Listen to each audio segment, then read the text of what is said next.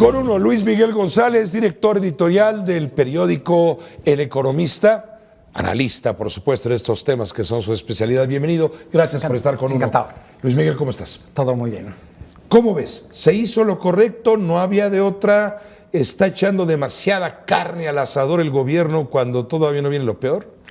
Yo creo que el recorte es lo correcto. Como decisión marco, si la forma en que se ejecuta el recorte es la mejor, lo vamos a ver con el tiempo. Pongo como ejemplo, el año pasado se ofreció un recorte por 126,000 millones, pero no se ejecutaron 20,000 millones de esos 126,000. Dicho de otra manera, una parte del recorte es una jugada de pizarrón que no necesariamente se refleja en la cancha. Habrá que ver de este recorte que se anuncia cuánto efectivamente se puede ejecutar. No es tan fácil ejecutarlo como planearlo, hay que decirlo. Hay un tema fundamental, el ingreso petrolero, que sigue siendo importante, no tanto como antes, pero muy importante en el manejo del gasto público. Estamos hablando de que se redujo el ingreso petrolero por la caída de los precios internacionales de manera sustantiva, algo así como 100,000 millones de pesos, su equivalente en dólares.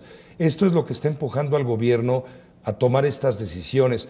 Estaba diciendo ayer Luis Videgaray, lo recuerdo muy bien, son medidas preventivas para una catástrofe que puede ocurrir en los mercados.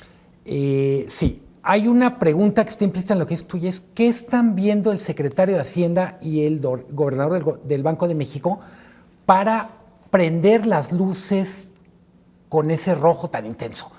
Hay una economía mundial muy deteriorada. Yo diría, de la película que ustedes tuvieran hace un mes, las cosas se han puesto peor. Estamos hablando de China, estamos hablando de los bancos europeos. Hoy mismo la OCDE advierte, Estados Unidos va a crecer menos en 2016 de lo que pensábamos. Entonces, ¿qué es lo que está diciendo entre líneas el gobernador del Banco de México, el secretario de Hacienda? Es el escenario se está descomponiendo, no solo para México, sino en el mundo, y el recorte en ese sentido no es sino actuar en sincronía con una economía mundial que va a la baja. Tú preguntas, ¿había alternativas? Normalmente las alternativas al recorte son menos populares que el propio recorte. Es subir impuestos, es endeudarse más y prácticamente está descartado el emitir dinero a través del Banco Central. Está descartado por la autonomía del Banco Central, que yo diría es una de las grandes cosas que ha conseguido México en las últimas 2 décadas. Habría una salida que es aumentar impuestos, pero es un compromiso presidencial de no hacerlo hasta que acabe su mandato. Hay que recordar, el compromiso tenía una especie de asterisco. ¿Una cláusula de escape? Sí, que es no se aumentaría impuestos a menos que las circunstancias lo exigieran. Evidentemente, en un año político, en el aterrizaje del final del sexenio, por decirlo de alguna manera, es un suicidio desde la política intentar un alza de impuestos. En este momento de crisis, hablar de crecimiento, de generación de riqueza nacional es utópico. El crecimiento será, si acaso, marginal, un 2%, poco significativo si consideramos el incremento de la población en nacimientos, que si lo proyectas a 18 años, bueno, pues va a significar la demanda de más empleos que no se están generando desde ahora. Es como si vamos todos a llegar a la misma puerta de un estadio donde hay un concierto y está cerrada la puerta y nos vamos juntando todos y ahí nos vamos quedando y no podemos entrar. El pastel es del mismo tamaño y siguen llegando más invitados. Exactamente, y quieren su rebanada. Todos. Y no hay. Decías tú. ¿Qué hacer? Yo creo que este es más un momento de estabilizar que de pensar en crecer. ¿Y por qué no lo hicieron antes? ¿O qué no tuvieron la visión? Mi impresión es que el diagnóstico del que ellos partían, en particular con el tema del tipo de cambio, es que se iba a estabilizar mucho más cerca de los 17, 18 y apostaron a que la estrategia de subastas de dólares, etcétera, iba a resolver muchas cosas. ¿Por qué no lo hicieron antes? Ya nos costó 26,000 millones. Sí, de reservas. De dólares en reservas. Y si lo quieres ver, también nos costó 4 meses de incertidumbre, que también cuestan muy caros. Claro. Es decir, es el dinero en reservas y las decisiones no tomadas, las decisiones postergadas o las decisiones canceladas por este movimiento cambiario. A ver, explícanos, porque yo lo ignoro, ¿por qué se anuncian alto? Se acaban las medidas de apoyo a la moneda mexicana para evitar la mayor volatilidad. ¿por qué no hubo un disparo en la cotización del peso de frente al dólar? No dicen, si lo lees entre líneas, no es se acaban las medidas de apoyo, es cambiamos la táctica. Subimos tasas de interés, que es una manera segura de apostar por atraer capitales, y en vez de decirle a los especuladores, te pongo todos los días desde 200 hasta 400 millones de dólares en la bolsa, en la mesa, quiero decir, para que apuestes contra el peso, tú no sabes cuándo voy a intervenir yo. Tú pon tu juego y yo decido discrecionalmente con cuánto me meto.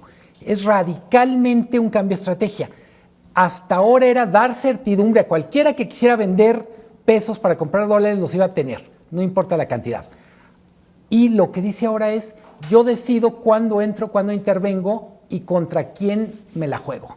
Ayer tratábamos de explicar a quienes usamos las tarjetas de crédito, cuidado porque al incrementar los intereses, las tasas de interés de referencia del Banco de México, va a haber un efecto dominó y van a incrementarse en los bancos las tasas de interés. Si usted tiene un crédito o si tenemos un crédito a tasa fija, no hay problema, ya está contratado y se tiene que respetar.